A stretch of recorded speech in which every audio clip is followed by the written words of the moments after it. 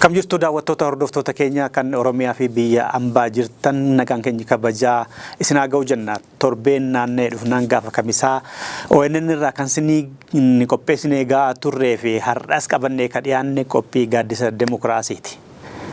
Dhimma kana qophii keenya har'aa kana keessatti kan irratti dubbachuuf deemnu waa'ee alaabaati. Nan deebi'a. Nu waliin turaan immoo affeerraa keenya kabajaati.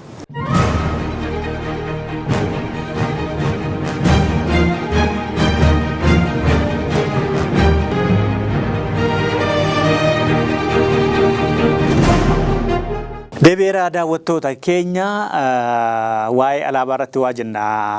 Itoophiyaa keessatti guyyaan alaabaa onkoloolessa 14 bara 2024 akka lakkoofsa geezitti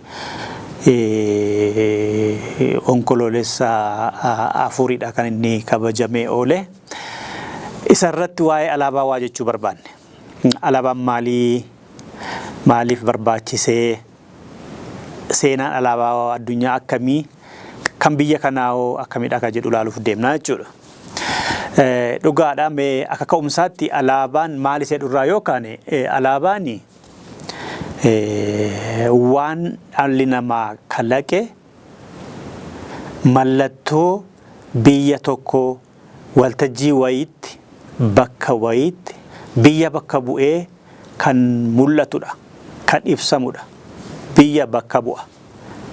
Biyyi tokko kanaanidha bakka buuti jedhamee namoonni walii galanii kan tolchatan yookaan biyyoonni walii galchatanii halluu barbaadan faana, halluu seenaa faana, halluu ijaarsa biyya sanaa faana, halluu amantaa faanas ta'uu ni mala.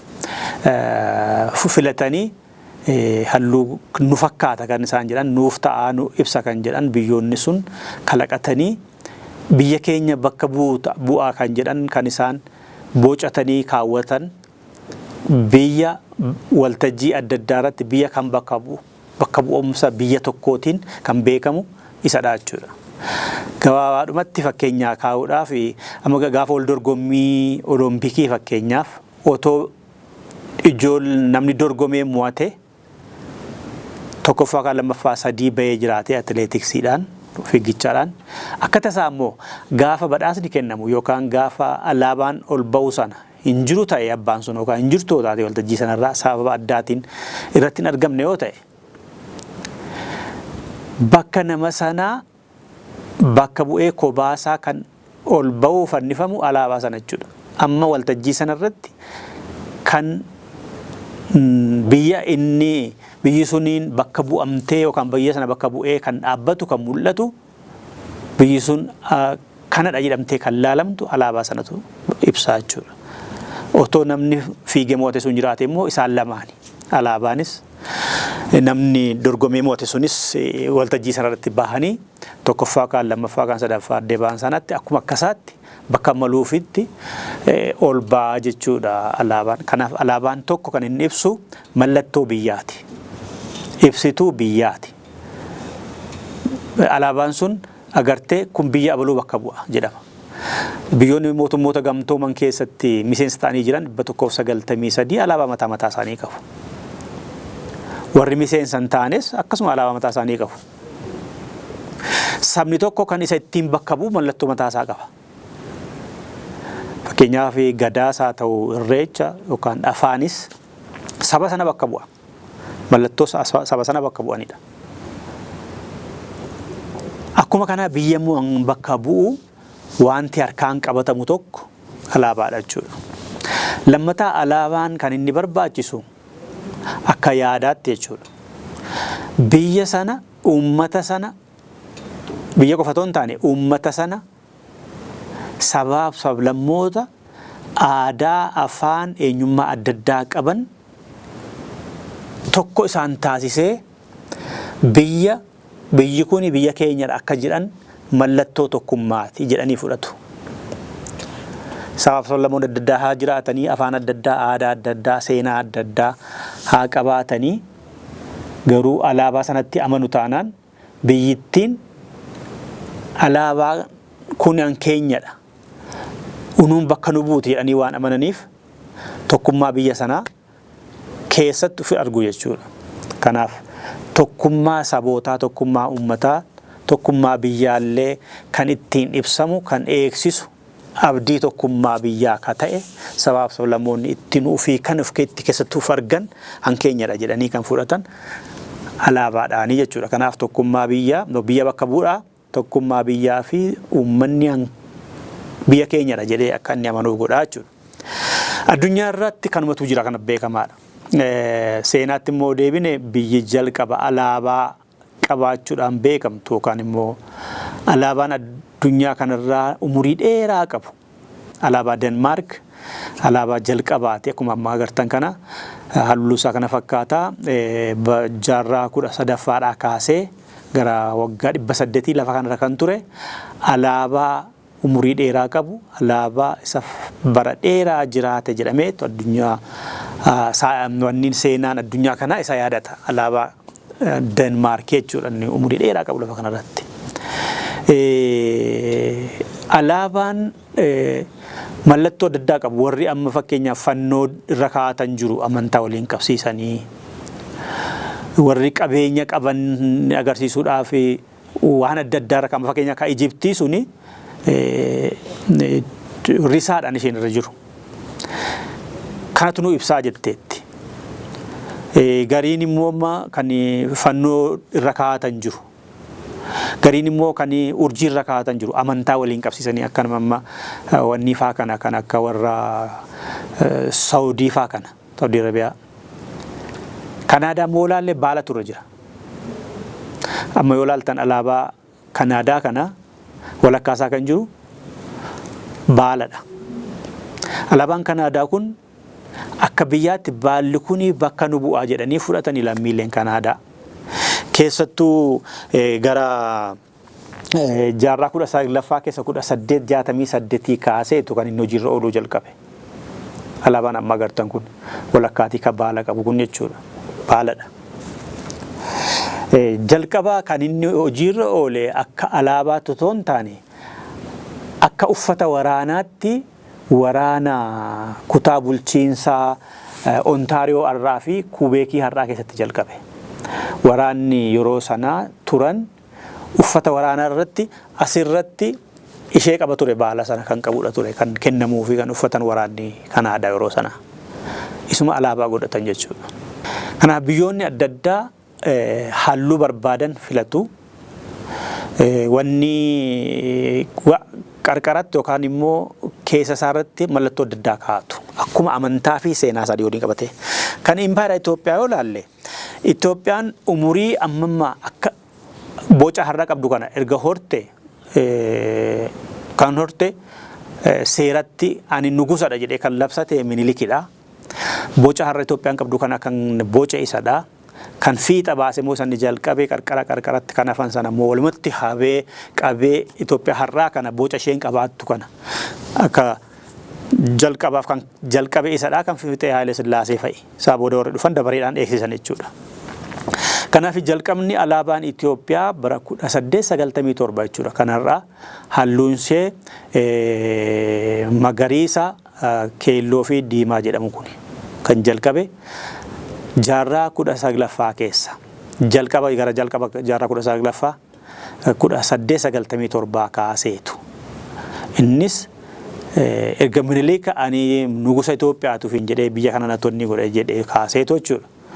Minilik seeraan biyya kana hunduma ishee of jalatti kan galche 1897 hamma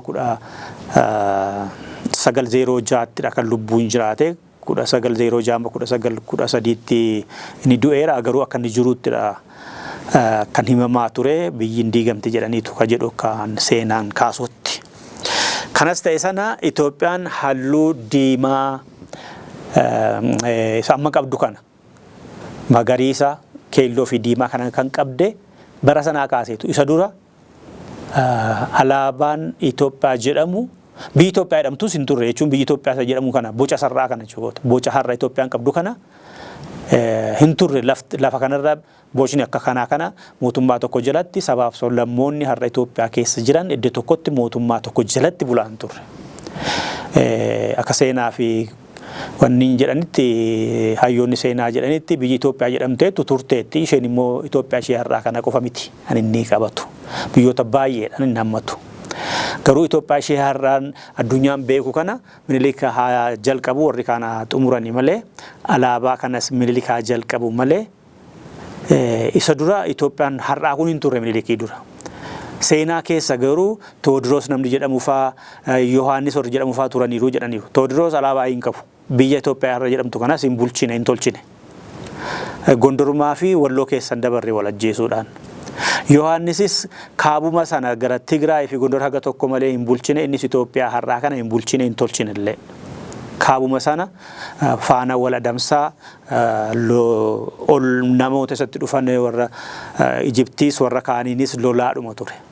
Yeroo sana Itoophiyaa inni har'aa kun hin beeku iyyuu inni hin jiran. Hin tolfamne Itoophiyaa har'aa kana. Kanaafi Minilikiin dura alaabaan tureera. Alaabaan ture kan ammasin agarsiisu kana ishee roga sadee qabdu kana roga sadee qabdu kana tureera. Boca har'a alaabaan Itoophiyaa qabu dalga diimaan isaa hammana dheeratee magariisni isaa keelloon isaa hammana dheeratee akka har'a jirutti hin turre. Minilik dura kan waraanni qabatee deemu jira. Kan manni amantaa Ortodoksiin fayyadamtu jirti. Isaanis magariisa, keelloo fi diimaadha. Dheerinni alaabotaa har'aatti hin turre akka dalga kanatti wal qixa ta'an kanatti hin turre. Roga sadeedhaan kan ture. Yohaannisis ishuma qabataa ture naannoo isaa waggaa bulchaa ture. Waraannis ishuma qabataa turan. Hunda isaaniif immoo abbaa kan ta'e manni amantaa Tawaahidoo Ortodoksii manni Bataskaanaa isarraa fudhatanii kana fayyadamaa ture innis ishee roga sadee kana manni amantaa jechuudha. Yohaannis isaan irraa fudhatee waraanaa fi loltuu fi Bataskaanaa irraa fudhatee ishuma qabataa ture. Minilik isarraa haafide haa ta'uu hin beekamu garuu Minilikiin akka isaanii roga sadee gochuu dhiisee dheerina amma akka agartan kanatti alaabaa bifa halluu amma qabatee jiru kana yaaleera jechuudha. Walumaa galatti seenaa Itoophiyaa keessatti alaabaan Itoophiyaa si'a 8 jijjiirameera. Si'a 8 waan adda addaa irratti kaa'anii alaabaa Itoophiyaa jedhameera. Yohaannis kan manni amantaa Bataskaanii fi waraanni baatu roga sadee kana tartiibni ishee garuu magariisni irra keessa keelloon jidduudha diimaan jalarra kana qabataa ture yoo Itoophiyaa bulcheera ta'e jechuudha. Minilik garuu jalqabaaf dalgeedhaan bifa dalgeedhaan godhee wal qabsiisee walakkaasaarra waan lama kaa'e. Walakkaasaarra wanta lama kaa'e. Innis leencaa fi fannoo isa masqalii jedhan dheeraasaa leenca qabsiiseetu kaa'e. Leenci fannoo qabatee leenci ulee qabatee deemu hin turre addunyaa kanarra hin jiru amarraasii borusu jira dhee yaadu. Garuu unuun bakka nu bu'aa jedhee jalqaba 1987 Minilikidha. Kan alaabaa halluu akkasii qabdu leenca walakkaa kaa'ee leenca sana immoo fannoo diimaa akka uleetti dheeraa qabsiisee kan itti fayyadamuu jalqabe illee Minilikidha jechuudha. Kanaafi alaabaa isaa magariisa keelloo fi diimaatti irratti mataa walakkaasaa irratti leencaa fi fannoo kan kaa'e Minilikidha jechuudha jalqabaaf. Alaabaan Itoophiyaanis ifatti alaabaa qabdi kan jedhamte bara Minilik 1897 jechuudha. Itti aanee Haile Sillaaseedha kan dhufe. Haile Sillaaseen immoo kan Minilikii sana halluu sanaa fi dheerina dalgee halluuwwan sadanii akka jirutti fudhateetu tartiiba isaaniillee magariisa keelloo fi diimaa akka jiru sana fudhatee inni immoo maal kaa'ee leenca walakkaa kan Minilikiin kaa'ee fudhatee irrumatti dhiisee fannoo diimaas fannoos ulee fannoo sana ulee masqalii sadhaman sana leenci qabatee tures akkuma jirutti fudhatee itti dabalee urjii 5 irra dabale. urjii shan bitaarra tokko mirgarra tokko walakkaa tokko jala tokko akkas goggodheetu urjii shanidha kaa'e. Isaa booda walakkaa isaa immoo giingoo leencichaa fi wannicha leenca sanaa fi urjii sana giingoodhaan walitti hidhe giingoo keessa isaan kaa'e. Bara Minilikii jalqabee Minilikii leencaa fi fannoo itti dabalee halluu sanatti halluu eessaa fudhatan halluu mana bataskaanaa fi waraanarraa fudhatan leencaa fi masqaliirra kaa'ee Haile Sillaaseen immoo xaanee kan dhufe yeroo sadaffaaf jijjiiruu yaale innis leencaa fi fannoo irratti maal dabalee urjii shanii fi giingoo itti dabale. Isaa booda Haile Sillaaseen yoggaa kufuu bara 1974 yookaan akka geezitti 66 yookaan 67 akka geezitti gaa dargiin gara aangootti dhufu kan dargiin urjii fi geengoo fi leencaa fi fannoo irra kaa'ee sana irraa kaaseetu lafa gatee keelloo magariisa keelloo fi diimaa qofa lummuxxii sana fayyadamuu jalqabe Mangistuun jechuudha. Garuu leencaa fi fannoo irraan kaafne dhiifama leencaa fannoo irraan kaafne urjii sanaa fi giingoo sana irraa kaase. Leenci jira fannoon jira. Garuu urjii fi giingoo sana irraa kaase leencaa fannoo irratti dhiise. Boodarra dargiin gara walakkaa isaatti bara 1974-75 jechuun garma jalqabaati kunillee fannoo sana dargiin eegama isaa waan ta'e sooshaalistii waan ta'eef amantaan qabu. Fannoo fi leenci sun immoo amantaatti Israa'elitti walitti hidhata jedhee waa yaadeef natti fakkaata. Mallattoo walakkaa alaabaa jiru sana kan leencaa fi fannoo firkaa qabu sana kaaseetu wanni qofa kan dargii ibsa jedhee yaade loogoo wayii tokko mallattoo wayii tokko walakkaa kaa'e. Kan dargii ibsa jedhee mallattoo wayii walakkaa kaa'ate. Bara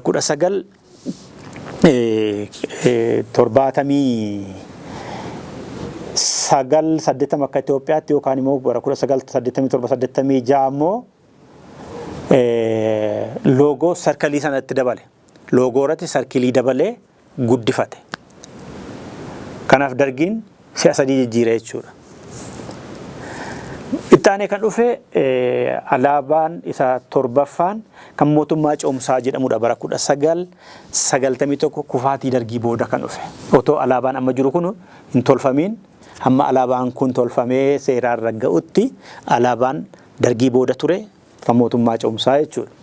Bara 1991 kan dhufe immoo kan dargiin isappaan irra kaate sana loogoo isappaa bakka buusana kan walakkaa alaabaa Itoophiyaa yeroo sanaa kan ture irraa kaasani kan mootummaa Coomsaa warra hundeessan jechuudha. Kanaaf lummuxxuma isaatu ture magariisa keelloo fi diimaatu lummuxxima isaatu ture jechuudha. Amma 1996tti. Alaabaan irra jiru kuni bara 1996dha kan inni Federaalistii Dimokiraatikii Riippaabilika Itoophiyaadhaan tolfamee heeraan ragga'ee uummanni fudhannee irra jedhamee tolfame. Innarraa kunis walakkaadhaa waa qaba. Innammaa kun akkuma agartan kana urjii fi halluu cuquliisa qaba. Alaabaa isa kaanitti dabale halluu sadan durirraa kaasee Minilikirraa kaasee ka turetti dabalame jechuudha. Innamma jiru kuni 1996 kalaqamee akka sabaaf sablammoota bakka bu'aatti fudhatama. Hiika adda addaadha qaba. Mee isaarraa kanatti otoo dhufiin innammaa kuni wanni qabu kan dargii 19 jalqaba dargiirraa kaasee isa dura kan ture leenca ofirraa qabu fannoo ofirraa qabu. Kanaaf maaltu walitti hidhate halluun kun akkamitti diimaa magariisni keelloo kun akkamitti alaabaa Itoophiyaa akka ta'u filatame halluun kun. Leenci kunoo eessaa madda, fannoon kunoo eessaa madda isa jedhu kaasuun gaariidha. Kana ilaalchuudhaaf waan dudubbisee yookaan namas gaafadhee kitaaba isaa ta'uu onlaayiniis kan ilaalee tokko ture ifatti namni kaa'ee hin argamne. Namichi lammii Kanaadaa keessatti du'e bara 2010 akka faranjiitti kan Kanaadaatti du'e maqaan isaa Stanislaw Koinakfi kan jedhamu aartii Itoophiyaa waggaa dheeraaf umurii isaa dheeraa kan qorate tokko waa'ee halluu sadan kanaa, waa'ee fannoo fi waa'ee leencaa waa jedheera. Isadha kan ammammaatti qaama bilisaatiin ibsuudhaaf yaale. Warri Itoophiyaanotaa jajallisaniitu akka durumaa kaasee 3,000 lakkoofsetti warri kaasan jiru. Inni maal jedhaa Stanislaw kan inni jedhu dhalootaaf barabaraan akka ragaatti barraa'ee kan taa'e maaliif halluun sadan kun akka filataman kan taa'eeru hin jiru. Garuu akka afoolaattii fi amantaadhaan waliin qabsiisuutu jira jedhe. Ani inni jedhe kun immoo dhuguma har'a waanta mana amantaa Ortodoksii Kiristaanaatiin wal qabatee wanti jedhamu jira. Inni maal jedhaa? Halluun sadan kun tokko akka afoolaatti dhuguma immoo har'a mana naannoo Bataskaanaatti illee kan dubbatamu warra amanticha hordofanii fi abbootii amantichaatiin kan dubbatamu. Halluun Itoophiyaa har'aa kuni sabbata waaqaa isa Oromoon jedhee waamu. Sabbata waaqaan walitti hidhu. Isaan immoo Maariyaam Maqannat jedhu. Maaramiin immoo haadha Yesuusitti jedhu mitteedha. Kanaaf sabbata haati Yesuus hidhattuudha halluu isheetii jedhanii amanu. Yesuusitti kiristaana waan ta'eef biyyi kuni Bataskaan Ortodoksiinis biyya kana warra nutu ijaare jedha waan ta'eef sabbata haadha Kiristoosiiti. Sabbanni haadha Kiristoos halluu kana qaba. Magariisa, keelloo fi diimaadha. Achirraa dhufee achirraa fudhatame alaabaan Itoophiyaa. Kan waaqarraa gadi bu'eedha, waaqarraa ergamedha warra jedhanii afool taa'eeru jira. Kun afoola naannoo mana amantaatti dubbatamuu fi hordoftoota amantaa sana biraa baay'eetti amanamee kan fudhamedha. Kan waaqarraa gadi bu'eedha. Isa sana sabbata waaqaa jedha Oromooni. Garuu halluun sun immoo saayinsiin gara bifa halluu 7 oliitu keessa jira. Kan mul'atutu kana lama sadan qofa fakkaata malee halluu baay'eetu keessa jira. Kanaafi sabbata waaqayyootiin yookaan sabbata maaramiitiin kan walitti hidhan jiru. Kabira kan walitti hidhatu leenci sunifaa Yihudaa faana walitti hidhata. Yihudaa faana hiddaa latinsa Israa'el irraa dhufnee kan jedhu faana.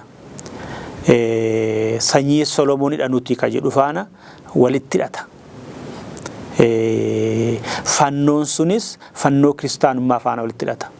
Jalqaba jedheeraa halluu kana sadan kan fayyadamaa turan waraanaa fi bataskaanadha. Achirraa fudhatee Minilik. Kanaaf Minilikii Haayile Sillaaseenis kan isaan dargiin illee jalqaba irratti kan isaan fayyadamanii fi amantaadhaan dhufaa Israa'elummaatti walitti hidhuurraa dhufa. Hammamtu seenaan biyya kanaa fi uummanni biyya kanaa sabaaf sablammoonni amma kanaa immoo dhuguma sabbata waaqayyoo jedhamu yookaan immoo sabbata maaramii fi alaabaan Itoophiyaa Israa'el irraa dhufee waaqarraa gadi bu'ee Israa'el faana walitti hidhata.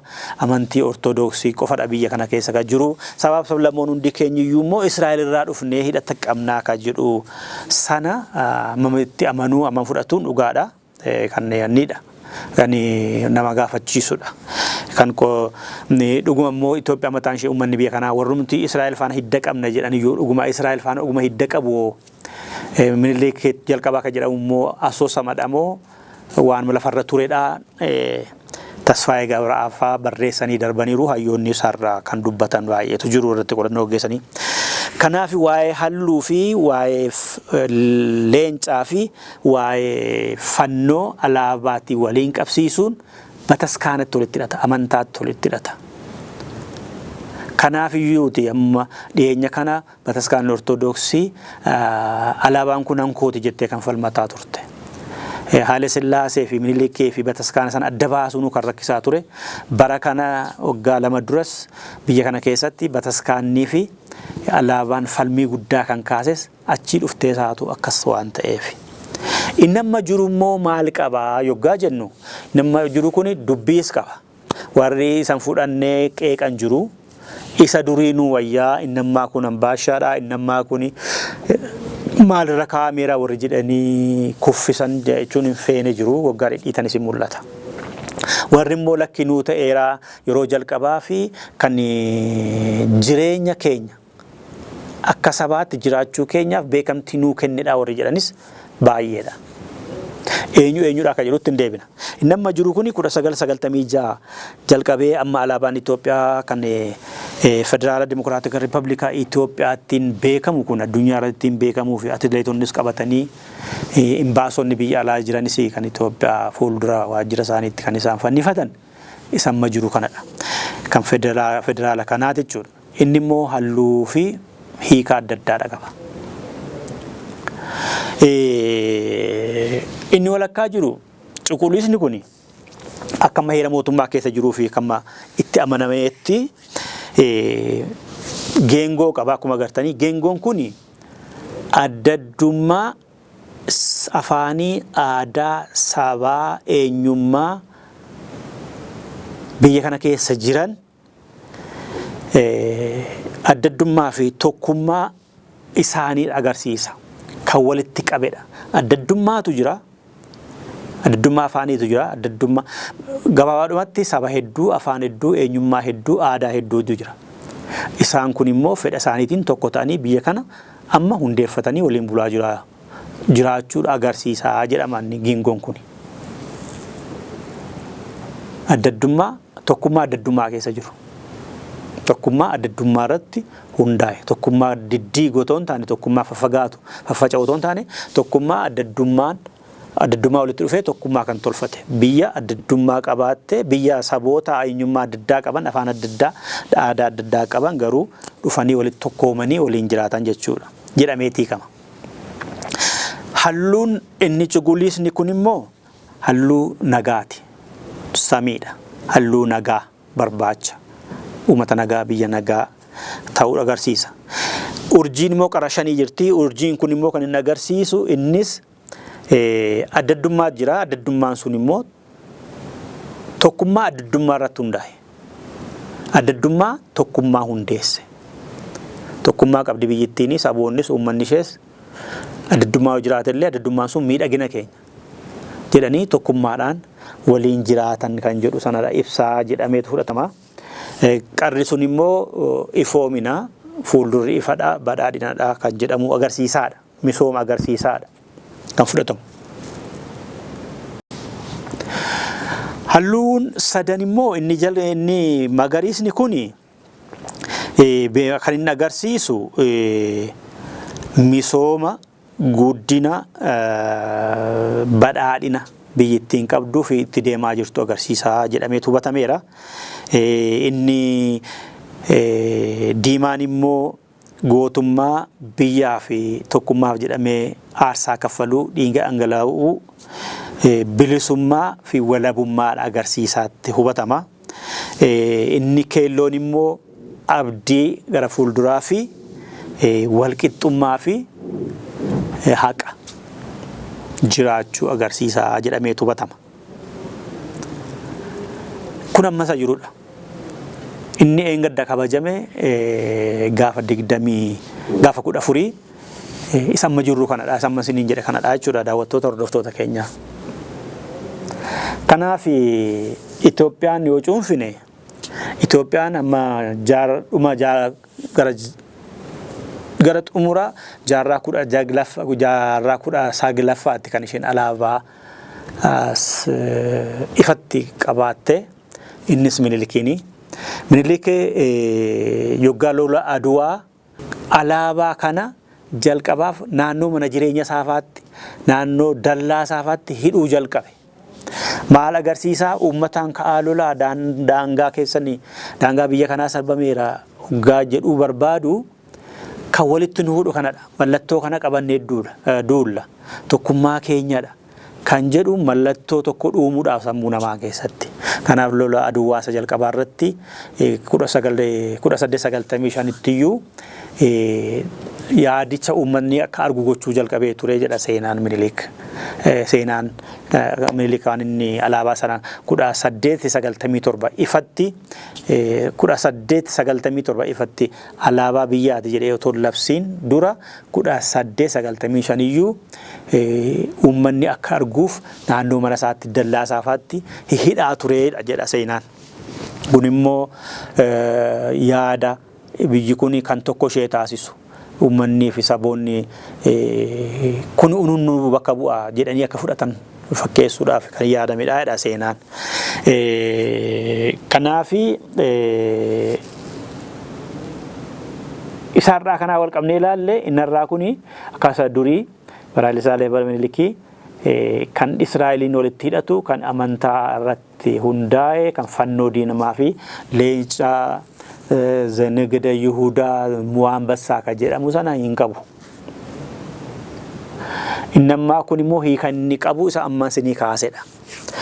Inni amma jiru kunis inni durii warra ufarkisee dhaqee Israa'elitti walitti hidhu warra biyyi kun akka waanta biyya kiristaana ortodoksii qofa taateetti fi warra nagada Yihudaa jedhamu warra nuti bulchuudhaaf uumamne malee buluudhaaf miti hundaa ol nuti waaqatti dhiyaannaa waaqni nuun isa fakkeessitu dhuumeera warra jedhanii biratti malee warra kaan biratti fudhataman qabu ture mormii kaasee irratti fincilamee qabsaa'amee hafe. Alaabaa duraan ture sana irratti dhiiga hedduutu dhangala'ee isa balleessuudhaaf isa kuffisuudhaaf isa buusuudhaaf lafee hedduu cabee lubbuu hedduutu bade. Sabaaf sablammoota Itoophiyaatiin jechuudha. Innammaa kun saboonni hedduun hankootii heera Itoophiyaa amma jiru dabalatee jechuudha. Hankootii heerri kunis alaabaan kunis yeroo jalqabaaf beekamtii nuu kenneera. Amantiin illee Itoophiyaan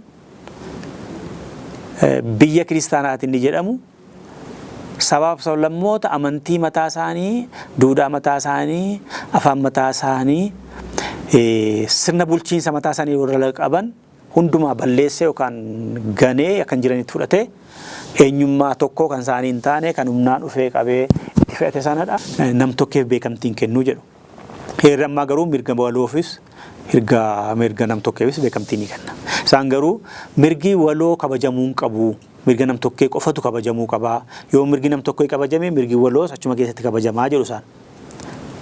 Warri sirna federaalizimii kana deeggaran immoo sirni mirgi waloo kabajame mirgi nam tokkees wal faana kabajamuu qaba. Lamaanuu wal faana deemuu qabu.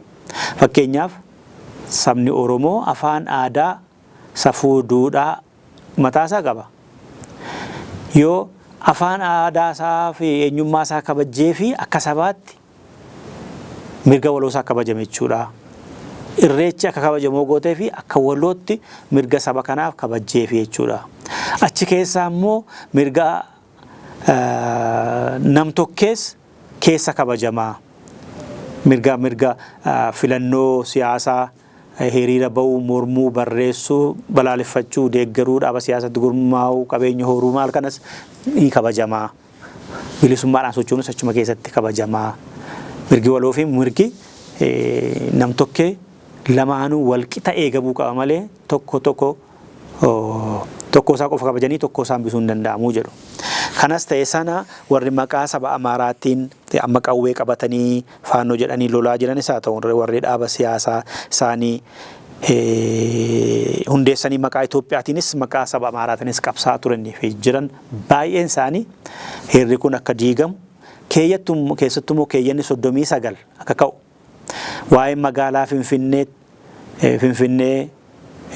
akka jijjiiramu inni Oromiyaan dantaa addarraa argatti ka jedhu achi keessa maqaadhaaf taa'e keessattuu sirni ijaarsa federaalizimii ammaa diigamee naannoo Oromiyaa jedhamus diigamee maqaan naannoo hundumaayyuu diigamee akka dargiitti kutaa biyyaatiin kiflaa gariidha akka moggaafamu yookaan immoo baha Itoophiyaa kaaba Itoophiyaa giddugala Itoophiyaa dhiha Itoophiyaa kan jedhamu baha Itoophiyaa inni jedhamu fakkeenyaaf yoo kaasne Harargeen lamaan Oromiyaa faana jechuudha. Oromiyaa keessaa Affaar Sumaalee baha Itoophiyaa jedhamu Tigraay sanka tokko tuqe kaaba Itoophiyaa kan jedhamu Tigraay Gondar Affaar amma tokko tuqe Amaaraan ga tokko tuqe gaaba Itoophiyaa akka jedhamu giddugala Itoophiyaa ammoo Oromiyaa akka jirutti giddugala kana kan jiru kibba Itoophiyaa ammoo Gujii Boorana Baalee fa'aa dabalatee kibba keessaas fudhatee kibba Itoophiyaa akka jedhamu dhiya Itoophiyaa akka jedhamu immoo Goojjam hanga tokkoo fi Oromiyaa guutuu gara dhiyaa jiru kana fudhatamee akkasitti ta'uu qabaadha. Kun egaa ilaalcha siyaasaa faayidaa isaanii irratti hundaa'ee kan durii sana deebisuudhaaf kan deemu sirni federaalizimii ammaa kun kan jalaa hambiseeru hanqiseeru kan itti baran abbootiin akaakilee abaabilee isaanii kaanii fi deeman miyyeen isaan jedhan inni tolchee fi deemedha hambise sirni federaalizimii ammaa. Inni akka deebi'uu fi barbaadu kanaaf sirni federaalizimii ammaa diigamee alaabaan kunis hafee alaabaa isa durii lumutti itti deebi'uun yoo barbaachisaa ta'e isa leencaa fi fannoo ofirraa qabu kanaachi immoo kan biraan tolfame keeyyan 39 keeyaa ba'ee dhimmi Finfinnee sirraa'ee federaalizimiin ammaa diigamuu qaba. Yoo immoo federaalizimiin jiraata ta'e federaalizimii afaaniif samarratti hundaa'e ta'uu hin qabu. Oromiyaa keessas afaan Amaaraa afaan caffee Oromiyaa ta'uu qaba. Afaan caffee godinootaaf aanaa gandaa ta'uu qaba. Warri jedhanii morman akkasuma jiru. Kan Sumaalee keessattis akkasuma mormuu kan kibba keessattis. Jaroonni kun warra alaabaa hin gadda kabajamillee hin kabajneedha. Jaroonni kun saba mirga walootiin kabajanii mirga nam tokkeef dursa kennu.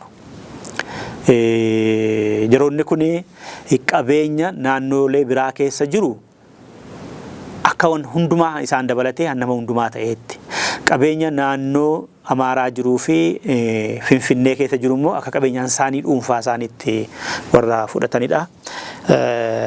Kanaaf akka waliigalaatti alaabaan Itoophiyaa yoggaa kabajamu maal dhaamsa maal dabarsaa alaabaa Itoophiyaan inni durii maal ofirraa qaba ture hiika maalii qabaataa ture alaabaan 8 jijjiiramaa akka ture wanta ofirraa qabuutiin alaabaan ifatti mootummaan alaabaa Itoophiyaati jedhee kan inni hojiirra oolche 1897 milikiin akka ta'e isaa as si'a jaa akka jijjiiraman halluu ofirraa qaban boca ofirraa qabaniin wal dabatee inni amma jiru immoo hiikni isaa maal akka ta'ee fi eenyuun maalitti akka fudhatamu akka hiikamu sirna amma federaalaa kana dabalatee heera mootummaa dabalatee xiyyeeffannee kan irratti qopheeffannee daawwattoota keenya waa'ee alaabaa irratti kana fakkaata ture. Asirraa waa hubattanitti kan jiru abdii qabna. Waan hordofaniif horaa bulaa Andassoo Duulaati. Sagantaa kana waraabee kan ediitii godhe immoo Abtaamuu Barraati. Torbee dhimma biraatii walitti deebina. Isin garuu bakkuma turtanitti bakkuma jirtanitti haalaaf waan gaarii nagaa fayyaa keessa kanuu turtan isin hawwineerra nagaatti.